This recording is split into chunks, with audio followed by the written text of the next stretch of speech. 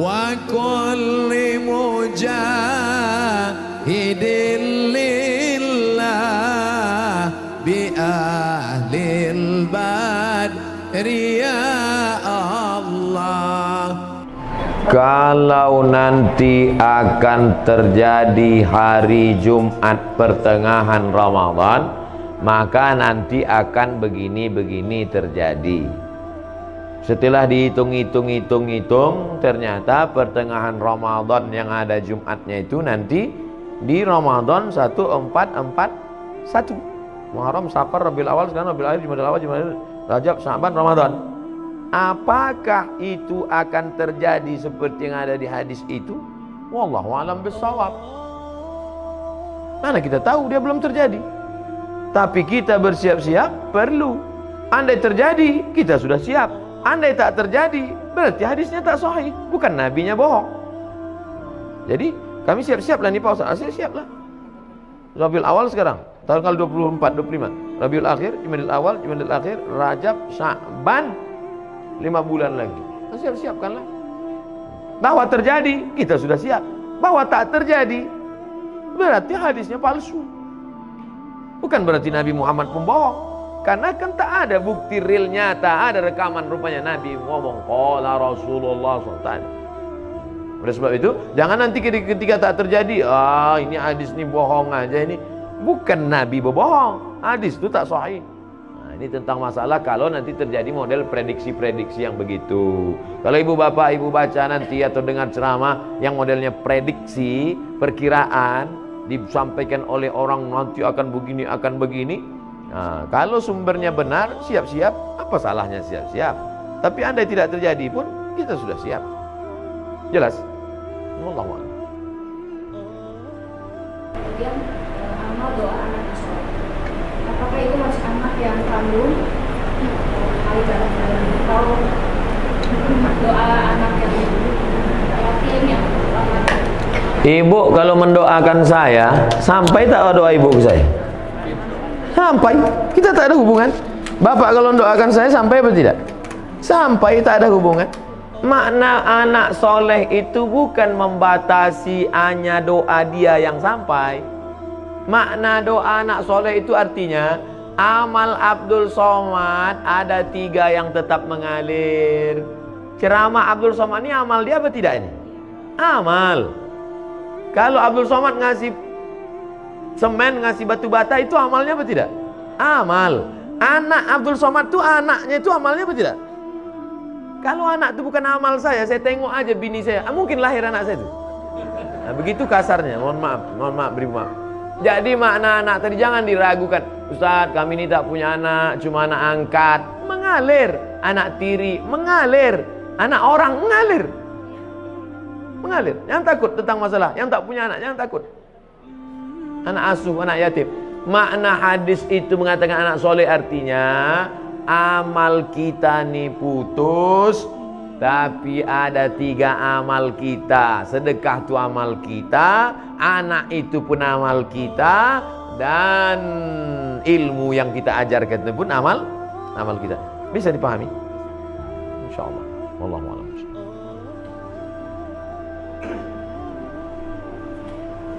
Assalamualaikum warahmatullahi wabarakatuh. Waalaikumsalam. Saya mau menanyakan amalan mana kira-kira yang diterima seorang tua yang punya anak kandung tetapi dia kurang taat beribadahnya, atau dia mengangkat anak bukan anaknya sendiri tetapi anak-anak itu sangat soleh dan sering mendoakan orang tuanya. Jadi amalan mana yang lebih cepat diterima oleh Allah? Itu yang pertama. Dan yang kedua, saya mohon supaya Ustadz dan jamaah yang ada di sini nanti tolong mendoakan untuk kesembuhan saya. Nanti di akhir majelis kita doa semua untuk kesehatan, untuk husnul khatimah, untuk anak-anak kita dijaga dari narkoba. Nanti di akhir majelis. Punya anak kandung, kerjanya minum khamar, sakau, mabuk. Ada anak angkat, orangnya soleh. Kedua-duanya ini berdoa. Mana doanya yang lebih dulu sampai? Illalladzina amanu wa amilus shalihat. Semua manusia ini rugi kecuali orang beriman dan beramal soleh. Yang ditengok bukan anak kandung, anak tiri, anak angkat, tetangga, kawan, jiran, sahabat. yang ditengok adalah soleh. Makanya Rabbi habli minas soleh. Jangan takut tidak punya anak, tak ada yang mendoakan. Jangan takut bahwa kita tidak punya anak, tapi kita didik anak-anak kita jadi soleh, baik, bagus, memang itu perintah agama. Tapi terlalu khawatir tak punya anak, jangan takut. Oleh sebab itu maka doa sampai, doa kawan sampai. Itu makanya kita suruh dekat-dekat dengan orang-orang soleh, berjamaah. Meninggal kita, saya insya Allah kalau mati jamaah nih seramai ini banyak mendoakan. Tak ada pun doa dari tetangga, sahabat, kerabat, doa dari jamaah banyak doakan. Yang penting hablum minan nasnya baik, hablum minallah baik. Maka syarat dikabulkannya doa amanu wa amilus sholihan, beriman dan beramal soleh. Wallahu a'lam.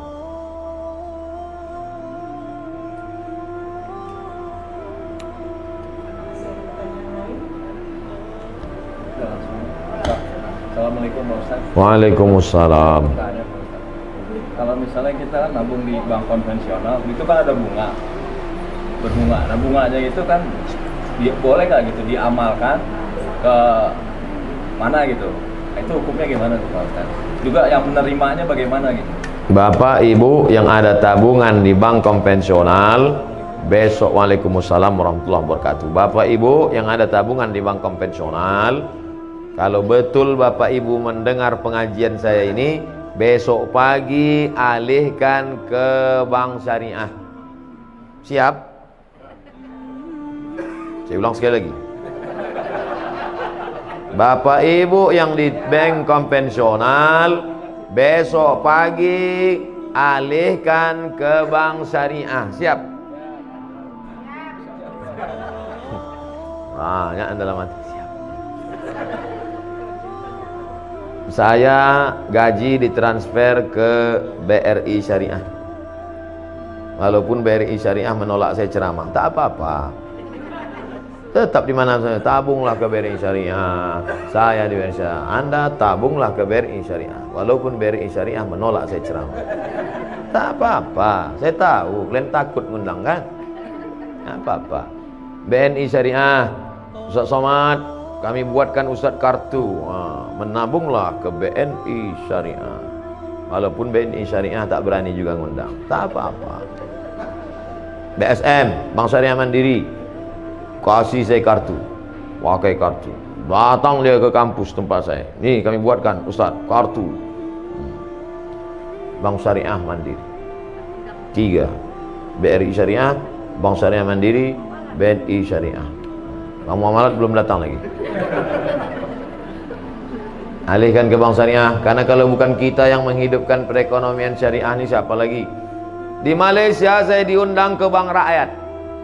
Saya tengok bank rakyat, wah, ini konvensional ini. Sampai hati orang ini ngundang saya, neraka jahanam ini. Pas sampai di situ, belum saya tanya, direkturnya udah ngomong, Ustaz Somad, ini bank konvensional katanya. Dalam hati saya, hancur dunia persilatan. Tapi sudah berubah jadi Islamic Bank. 5.000 pegawainya. Berubah dari konvensional, berhasil 100% murni jadi Islamic Bank, bank syariah. Pergi ke Kuala Lumpur, hebat. Maka besok, 2 yang menyebabkan sulit merubah bank konvensional jadi syariah. Pertama, political will, politik.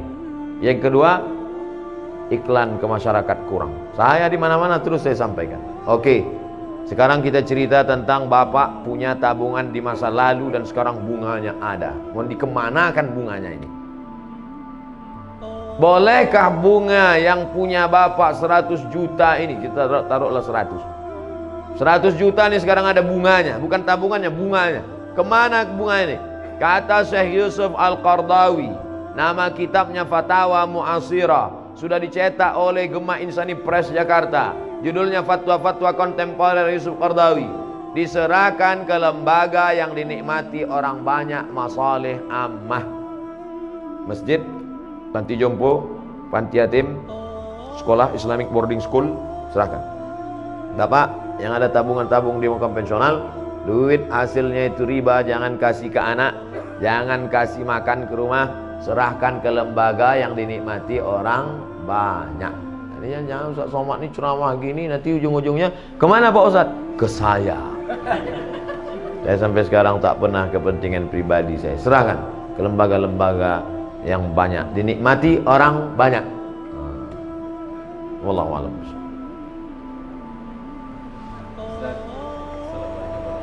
Waalaikumsalam.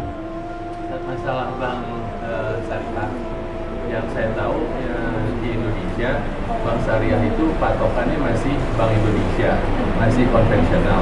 Karena saya pernah punya pengalaman pribadi di kantor, mau nutupin kredit yang lebih cepat, itu tetap kena denda, Ustaz.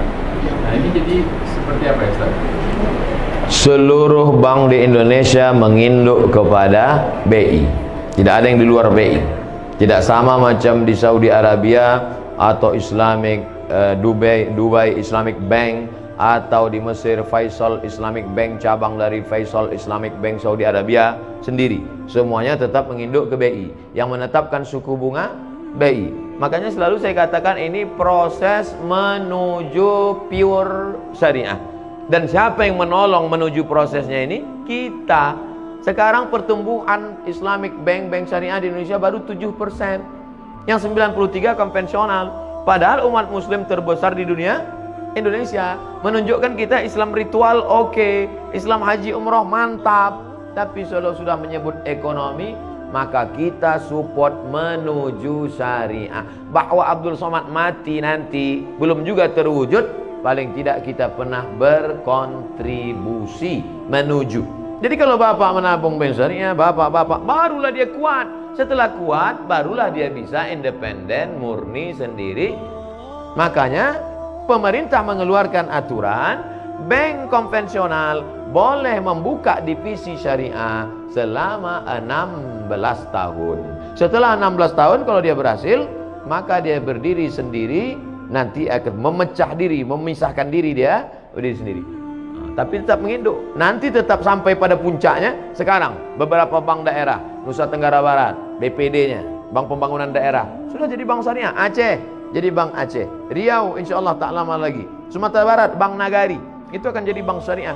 Setelah nanti ini banyak bank syariah ini bergabung besar, mungkin bukan zaman kita, zaman anak kita, zaman cucu kita, barulah maka kita. Tapi kita nanti ikut ditanya Allah Ta'ala, apa kontribusimu menegakkan bank syariah Indonesia? Aku ikut berkontribusi karena meletakkan uangku di bank syariah. Jadi kalau dikatakan mana itu yang pure murni original syariah, belum menuju syariah. Mudah-mudahan kita termasuk orang yang ikut berkontribusi dan mensupport program ini. Amin ya rabbal alamin.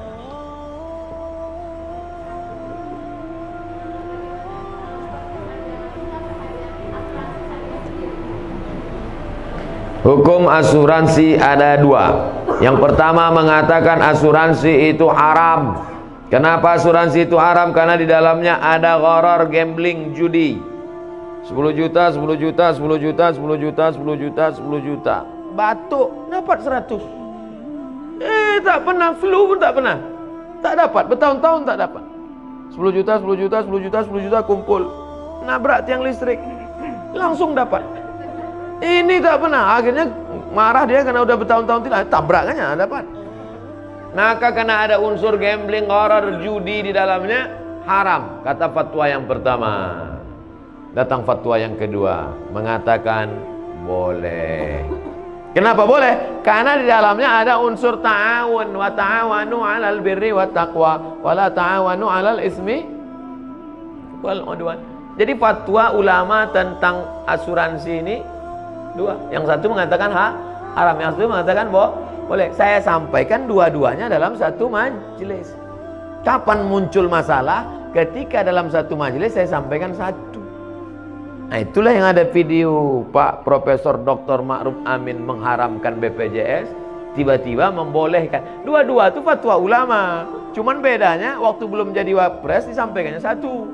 Setelah disampaikannya dua. Lalu kata orang, wah ini fatwanya kok berubah? Tidak, fatwa itu dua-dua ada. Buka dalam kitab Fatwa Mu'asirah, fatwa-fatwa kontemporer Syekh Ali Jum'ah Mufti Mesir. Tolong jangan upload sepotong-sepotong. Bahwa memang ada dua fatwa. Jadi kalau ada di antara bapak ibu yang memilih asuransi, perbuatannya itu betul atau tak betul? Betul, dia pilih fatwa kedua. Kalau ada di antara Bapak Ibu, aku sampai mati tak mau asuransi. Perbuatan itu betul apa tak betul? Betul juga, karena dia pilih fatwa yang pertama. Kok bisa ulama ini buat dua pendapat? Karena Nabi tidak ada menyebut dulu asuransi. Asuransi itu muncul belakangan dan ulama berijtihad. Rambut sama hitam isinya macam-macam. Ijtihadnya begini, ijtihadnya begini. Ustaz sendiri, saya tidak pakai asuransi kendaraan sampai sekarang. Terus Ustaz selamat terus, bolak-balik tabrakan. Mana berat yang listrik, sedang nyetir ditabrak orang dari belakang. Bahwa dia datang, musibah namanya. Oleh sebab itu maka amalkan sesuai keyakinan. Jadi kalau ada orang mengatakan, ngapain kau pakai asuransi? Sholat rajin, pengajian rajin, pakai asuransi. Fatwa kedua, bray. Wallahu a'lam.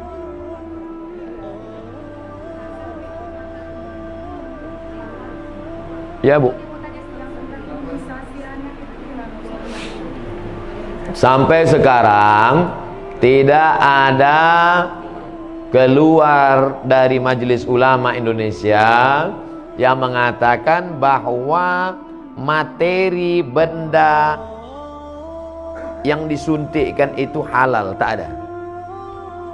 Ini kan ada fatwa halal. Ada tak halalnya nih? Oke, oke, halal. Halal. Halal ini isinya halal. Sedangkan itu, suntik itu tidak ada yang mengeluarkan fatwa isinya itu halal, tak ada. Yang ada fatwa boleh memakainya karena darurat. Bukan isinya, boleh memakainya. Bedakan antara fatwa isi dengan fatwa memakai. Sekarang saya masuk ke hutan.